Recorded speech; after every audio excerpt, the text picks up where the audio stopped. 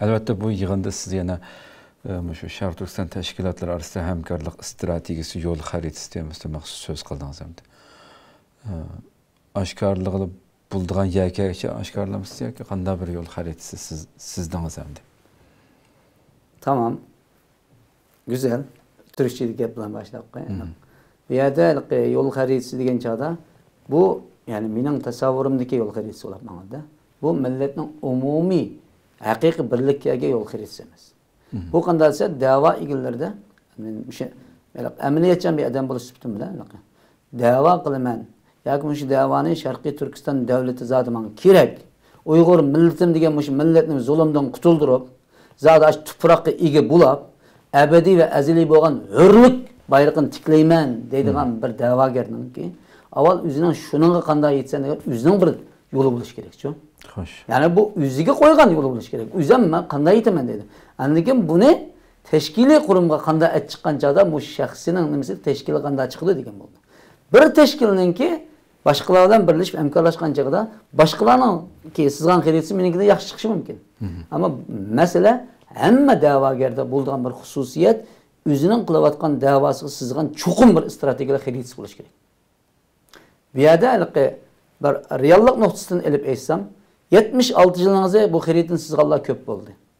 Yani hatalaşmışsam bir qancha qatimliq Ali Kengash yig'inida yoki bo'lsa tashkilotlar, qurumlar bir yerga kelgan yig'inda strategik bosqichlik plan degan narsalar o'tirib qo'yilgan. Xo'sh. Bu narsaningki amaliyalashganlik qanchalik bo'lganligini men bu yerda ta'bir bermayman. Chunki qo'ygan taraflar bas bo'ldi. Biz faqat ko'rgan narsaning bo'ldi degan chog'da 76 yilingizda millatimizga umid bergidek bir xarita sizlanmaganligi uchun bu xaritani boshqadan sizib baqsaq bo'lamdi degan savolni qo'ydik. Endi bu xaritani sizdiganlarga Nur Muhammad Avstraliyada yashagan Nur Muhammad sizdi, tashkilotlar birliksizdi, ma'rif jamiyat sizdi, ya Turkiyadagi siz emas. Sizgan xaritamizning hammasini ustalligiga tashlaylik dedi. Tashlab bu tashlagan chog'dan keyin xaritaningki o'xshamagan nuqtalar chiqadi. Ya'ni biz ma'bayatdan sizga bir savol qo'ydilar. Farqlarni alaylik deb bilish. Ya'ni fikrdagi o'xshamasliklarni boylik deb bilish narsa mana shu. Chunki mening oldimda o'tirgan odam mendan mukammal deb o'ylayman. Mening qarshimdagi odam mendan bilimli deb o'ylayman. Mendan qarshimdagi odamning strategiyasi meningkidan yuqori deb o'ylayman. Shunlashqa avvalalik mumkin bo'lsa bu strategiyamiz ishimizda qalbimda bordi, bu yushiran qoldi degandan o'taraq birlik hamkorlik qilamiz deydiganmiz. Hamkorlikning undaq natijasini chiqarish uchun hammamiz planimizni o'sha o'tirga tashlaydi. Buni mandat shaklda tashlaydi. Tashlagan chig'imizda buning ijro qilgan qism bo'lib qolib qolsa, qabul qilgan qism bo'lib qolib qolsa, hamkorlik tuzguni bo'lgan qism bo'lib qolib qolsa, buning hammasi bir yerga kelib tashlaydigan qism bo'lsa islohot qilib mangayli buni. Tashlab mangayli dedi. Ko'rishadigan taraflarning bu aşı taraflarninki o'zgacha alaylikning hammasini biz buni ichiga sizdik. Ya'ni men sunumimda berdim. Bizde hazır xalqaro jamiyatda mavjud bo'lgan shu 3 cho'ng yani mavjud bo'lgan tashkiliy qurum yoki mayli fikr ideologiyalik qurum desam bo'ladi. Lekin bir amaliy qurum bor. Xo'sh. Yani buni oshkorlagan qismini deb berman.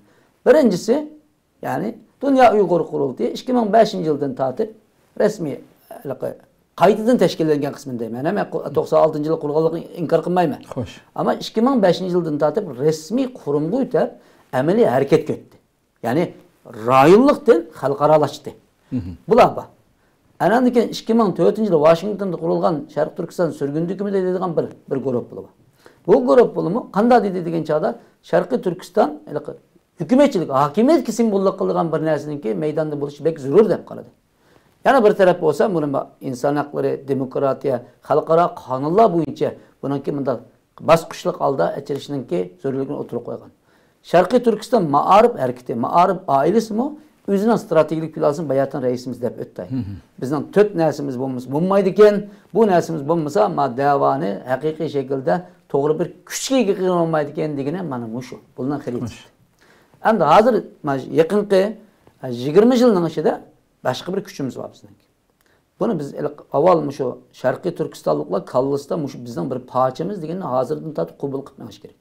Ya'ni muhaciret hayatida qurolliq harakat orqali Xitoyning ideologiyalik prinsipiga, ya'ni Sharqiy Turkistonni besib olgan prinsipiga buning amaliy harakatlar bilan qarshi turayotgan bir reallik bor. Bu reallik chet elda shakllanganmi desam, yo'q.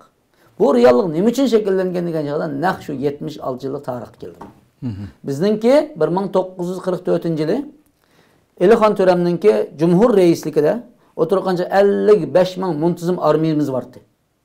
Bu qurolliq harakatmiti emasmidi? Buni qabul qilamdik, qilmamdik. Shundaymi emasmi? Barin jihadi qurolliq harakatmiti emasmidi? Yillar bilan tabriklaysizlar, hamma davlat tabriklaysiz, barin inqilob deysizlar. Buning mohiyatini qabul qilish kerak boshda.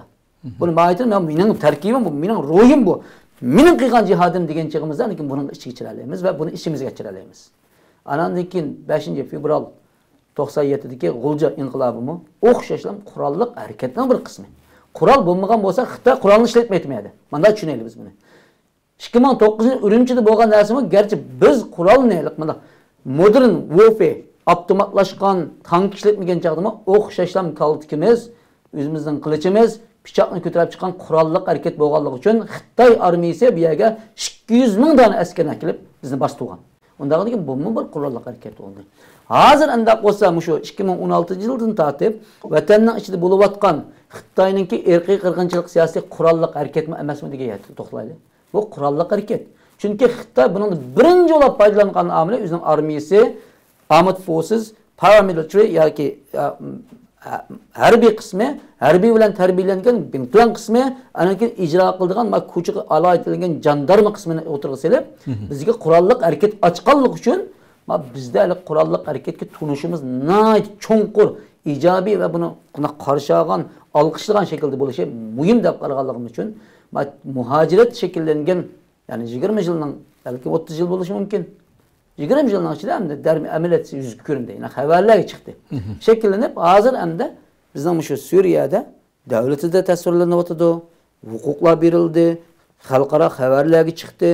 Başka devletning adamlari kelib bularga va bular vakillik, bular ichida bo'layotgan davlatlar bilan ko'rishyapti. Amerikaning prezidentidan tortib Yevropa ittifoqining vakillari qilsa, bularni hozir o'ziga bir dushman taraf qaramayotgan, o'ziga boshqa bir nom bilan atamayotgan ahvol ostida Sharqiy Turkistonliklarningki bushunimi Sharqiy Turkiston mujodalasininki haqiqiy bir yuzi yoki bir parchasi deb tunigan chig'ida mushu qilayotgan 3-4 cho'ng yani tarafni deyman. Bilan ism qo'yma, taraf deb turaylik. Asosliq jamoat mush 4 cho'ng tarafninki agishidir. Mana Sharq Turkistonliklar dunyoning nerede bo'lsin, mush 4 iqimning birisiga agishidamdi. Xo'sh. Surishti qilib kelsak, shunlashqa agishayotgan ommadan kutilgan talab to'rtilisini o'xshashlan ba va amaliyotda ba deb e'tirof qilish va bularning mavjudligiga ba deyish va bularni mumkin qadar mushlar kelaydigan talab bilan bayatın puzzle'ning tarafi bilan qanday qilganchada mush 4 tarafni birlashtirib, aniki o'zimizga tava bo'lgan haqiqiy bir kimligimizni shakllantirsak degan narsa bor. 5-narsa iqtisod dedi-ku.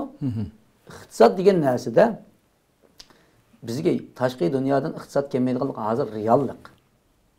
Tushunaylik buni, e'tirof qilaylik. Amerika hukumatiningki dunyo uyg'urlik berayotgan, u bir projekt berayotgan narsa. Ammo Sharq Turkiston mustaqillik berayotgan fandan emas. Sharq Turkiston surgun hukumat bo'ladi bir yerdan. Yoki xalqdan yig'idi yoki bir davlatdan bir grant funding degandek shaklda oladi. Bizning ma'rif jamiyatimiz Turkiyadan boshqa yerdan olamiz. Ammo Balkan qarindoshlarimiz o'ziga loyiq bir yerdan oladi uni. Ammo qanday qilganchada o'zimizga tava bo'lgan, haqiqiy mustaqil va o'zimiz boshqara oladigan, o'zimizning ehtiyojlarini qamdalaydigan iqtisodiy qurilmamizni shakllantiramiz degan chaqda bu mushu birlik kelgancha millatdan shakllanadi. Millatimiz shakllangan iqtisodiy qurilmamiz yemirilmas kuchga aylandi. Uning vaqti bo'lmaydi, sharti bo'lmaydi, 1 yil to'xtab qolmaydi, 6 oy to'xtab qolmaydi. Mening oshkorlaydigan qismim mana shu yaxshi. Xo'sh. Qolgan qismini oshkorlamayman, ham oshkorlashning so'rin deb qaramayman. Millatimizning boshda buni umidi bog'langan mushu uzun bir haqiqiy hammamizning kollektiv orzusiga manda chambarchas munosabatlik va eng oxirida millatimizning mansubiyatiga va avlodlarimizni qoldirgan shajarlik bir tarixni ochamiz deb harakat qilamiz. Shunga taraflarning mana mush bugungi suhbat va burush bo'layotgan holatlarni ko'rgandan keyin mumkin bo'lsa yana buning to'g'riliq munozir qilib shaxsiy fikrlarini bayon qilgandan o'taroq mushining ichida men qanchalik tevfiq qilsha olayman degan qadamni e'lon qilmoqchiman. Xo'sh. Tushundingmi gapni? Men kimga demayman. Bir 6 yoshlik balama qila oladi buni. Men qanday qilib beradim deganda, ya'ni Dua kılalaydı. Ya ki biz mektebi görüp bizden manda özümüzden Şarkı Türkistan degan bir devletimiz buluş gereken diyene diyalaydı. Ali mektep okutsaydı, ayal diyalaydı, er diyalaydı, tünigen tug'ilgan buvaq mı diyalaydı o? Kimdeki bilen, hayatigeldeki sekret turup görgü geçirip bitimen diye adamı diyalaydı. Demek umumi yüzlük alda özara kubul kılış. Kubul kıygan neslimizge hürmet veriş. Bununla itibar veriş. İtibar bergeniken bunun için bedel tüleş. Tülegen bedellerimizden cuğlanmıştın bir netice çıkarış degen neyse.